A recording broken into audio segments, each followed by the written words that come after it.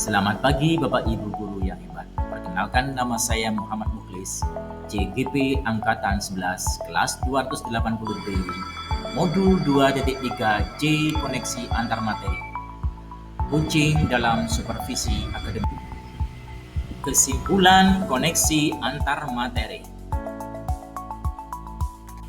Peran saya sebagai coach di sekolah dan keterkaitannya dengan materi sebelumnya di paket modul 2, yakni pembelajaran berdiferensiasi dan pembelajaran sosial dan emosional adalah setelah saya mempelajari dan memahami serta mempraktikkan sesi coaching dengan rekan sejawat, saya berusaha agar selalu memberikan contoh konkret melalui aksi nyata dalam menyikapi setiap persoalan yang saya hadapi di lingkungan belajar. Saya juga berupaya berkolaborasi dengan rekan sejawat untuk belajar bersama dalam memahami konsep paradigma berpikir coach yang terdiri atas fokus pada kunci yang akan dikembangkan, bersikap terbuka dan ingin tahu, memiliki kesadaran diri yang kuat, mampu melihat peluang baru dan masa depan.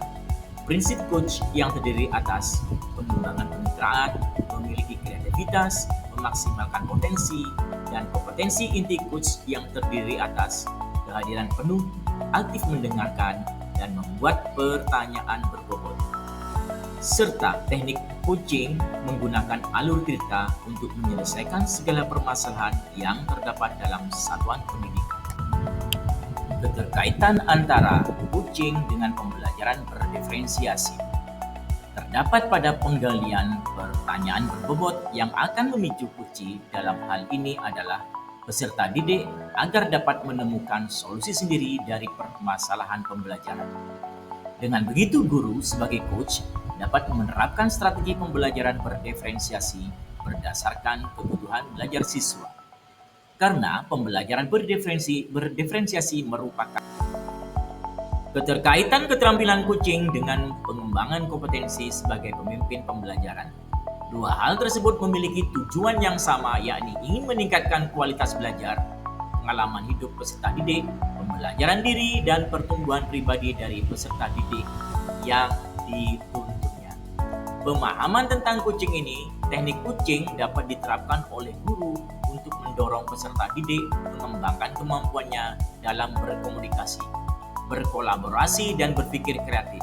Selain itu, juga dapat membantu peserta didik menggali potensi dirinya sebagai bekal menyelesaikan permasalahan yang sedang dihadapinya guna mencapai kemerdekaan dalam belajar.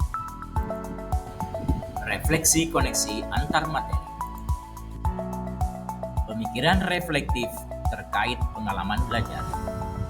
Yang pertama, pengalaman atau materi belajar yang baru saja diperoleh. Setelah saya mempelajari dan memahami modul 2.3 terkait materi coaching dalam supervisi akademik yang bertujuan agar kegiatan pembelajaran yang dilakukan berpihak pada peserta didik dan untuk mengembangkan kompetensi diri setiap pendidik. Sedangkan coaching itu sendiri bertujuan untuk menuntun coachi agar menentukan ide baru atau cara untuk mengatasi tantangan yang dihadapi atau mencapai tujuan yang dikehendaki. Coaching dilakukan dengan 3 prinsip utama, yaitu kemitraan, proses kreatif, dan memaksimalkan potensi. Dan dalam penerapannya, coaching harus memenuhi kompetensi inti, diantaranya adalah kehadiran penuh atau present, mendengarkan aktif, dan mengajukan pertanyaan yang berbobot. Percakapan berbasis coaching menggunakan alur cerita, yaitu tujuan, identifikasi, rencana aksi, dan tanggung jawab.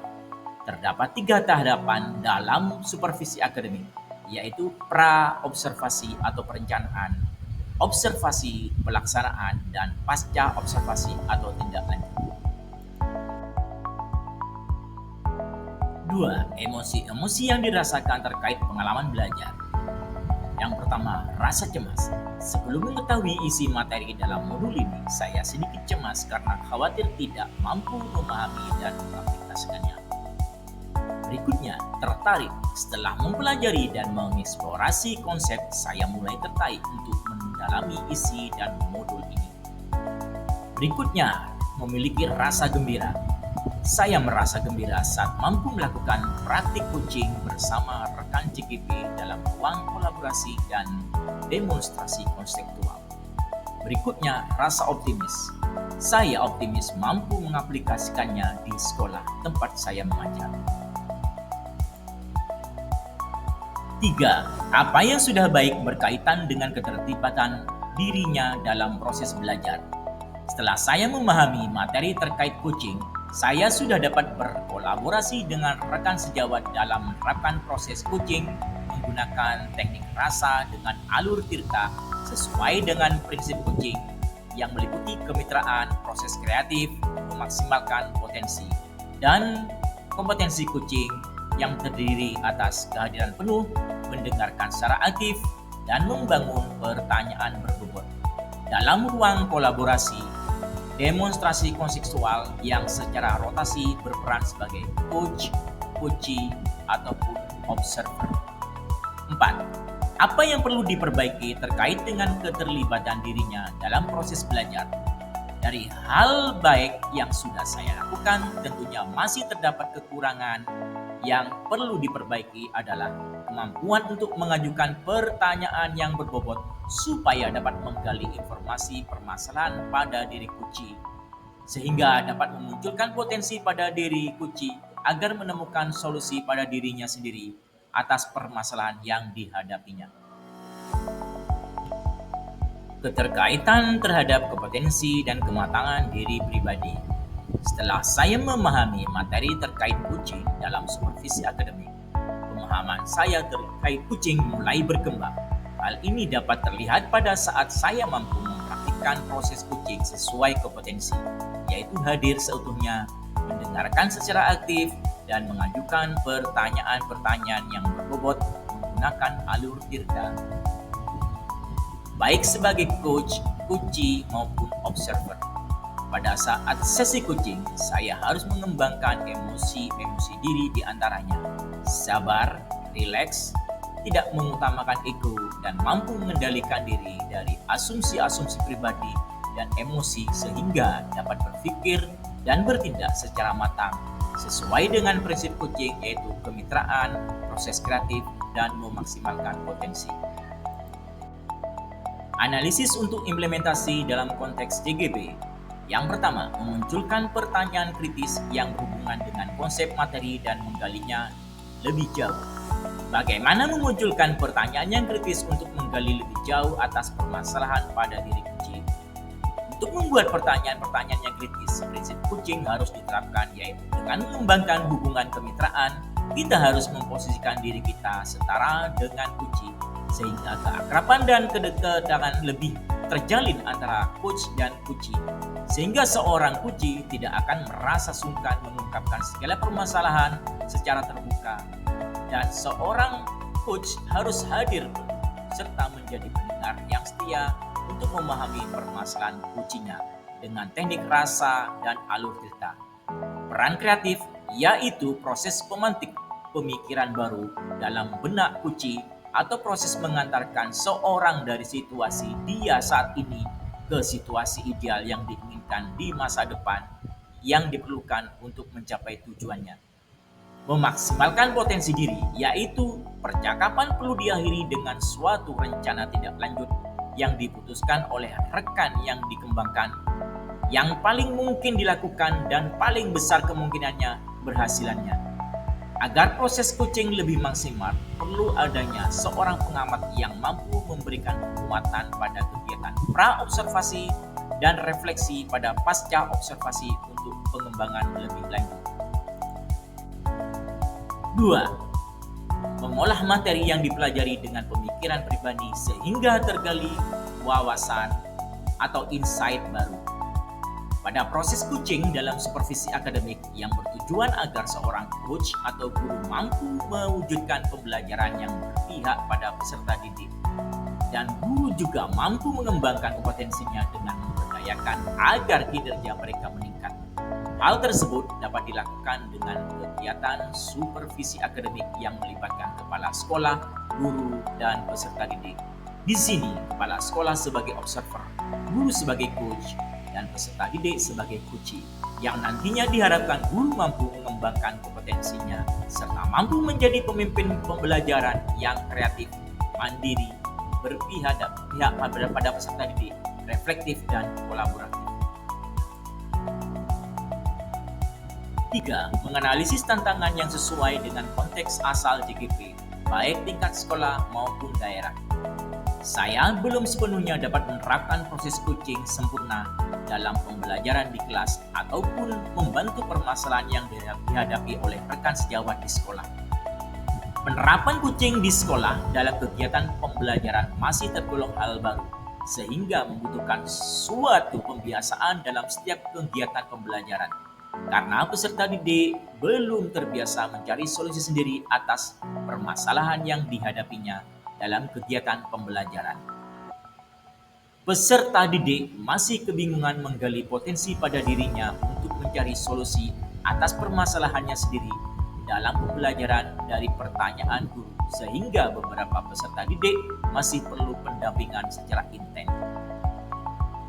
Penerapan supervisi akademik di setiap sekolah yang dilakukan oleh kepala sekolah dan pengawas masih bersifat satu arah. Supervisi yang dilakukan kepala sekolah masih belum menerapkan prinsip coaching. 4. Memunculkan alternatif solusi terhadap tantangan yang diidentifikasi. Saya perlu berlatih secara rutin menggunakan teknik coaching dalam pembelajaran dengan menerapkan prinsip dan kompetensinya. Mengadakan sosialisasi kepada seluruh peserta didik dalam memunculkan ide terkait permasalahannya sendiri dalam kegiatan pembelajaran, termasuk memperkuat budaya literasi sekolah. Memberikan contoh praktik coaching dalam supervisi akademik melalui berbagai media informasi digital yang dapat diakses oleh seluruh komunitas sekolah. Membuat keterhubungan. Pertama, pengalaman masa lalu. Pengalaman saya selama saya disupervisi oleh kepala sekolah dan pengawas sekolah. Kegiatan supervisi dilakukan di sekolah tidak sesuai dengan prinsip dan kompetensi coaching. Supervisi di sekolah dilakukan hanya dengan memberikan pertanyaan-pertanyaan atas kendala-kendala yang dihadapi saya selama ini dalam kegiatan pembelajaran.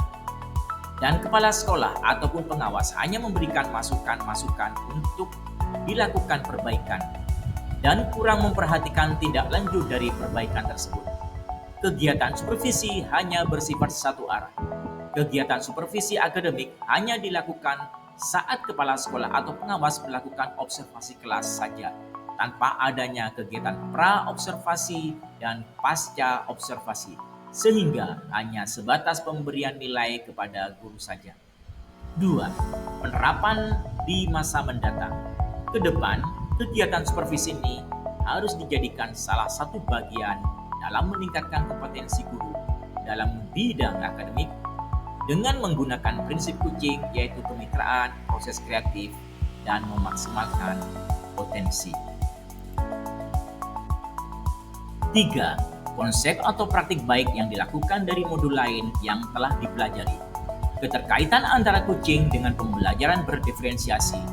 Modul 2.1, pembelajaran berdiferensiasi bertujuan menciptakan kesetaraan belajar bagi semua peserta didik dan menjembatani kesenjangan belajar antara yang berprestasi dan dengan yang tidak berprestasi untuk mencapai pembelajaran yang berkualitas.